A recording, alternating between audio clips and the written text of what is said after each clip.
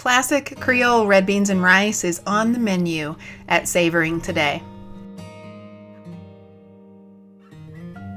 In this recipe, you'll start by soaking the beans overnight, which helps to soften the beans and prepare them for cooking. While the beans are cooking, you'll fry the bacon in the large soup pot that you'll be making the entire recipe in. Once the bacon is nice and crispy, you'll then use a slotted spoon to remove it from the pan. You'll be using the bacon grease in this recipe, so we're going to want to save a little bit of it in order to saute the vegetables.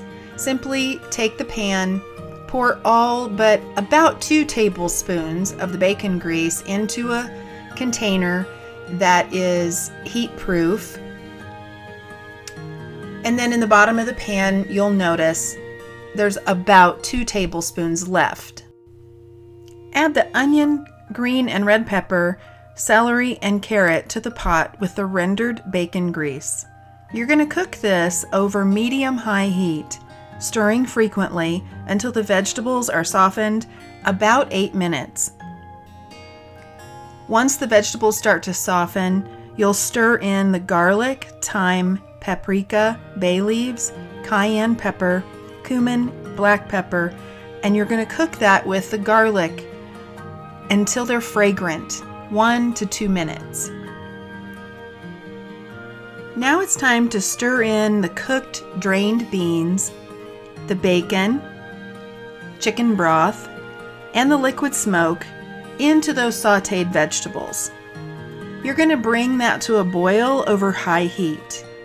Once it starts to boil, you'll then reduce the heat down to medium-low just so that it's at a vigorous simmer. You'll allow this to simmer for about 45 minutes. It's during this time that the beans will continue to soften, the flavors will start to meld, and the liquid will begin to concentrate and reduce. Now is a good time to start the rice. Brown rice will take about 40 minutes to cook. White rice will take about 20, but if you start it now, it'll be done in plenty of time as you finish the rest of the recipe. Now it's time to prepare the sausage for the grill. I simply cut it lengthwise so that I can have a good amount of surface area on the grill to take on those browned bits that give it so much flavor. It's amazing how much flavor grilling will give this red beans and rice recipe. Although you don't have to use a grill in order to brown the sausage, you could also use a skillet. Cast iron would be great. Either saute the sausage cut up in the skillet, or you can also use your air fryer if you have one, so that the sausage has nice browned elements to it to deepen the flavor. You'll slice the sausage into 1/4-inch pieces and then stir that in.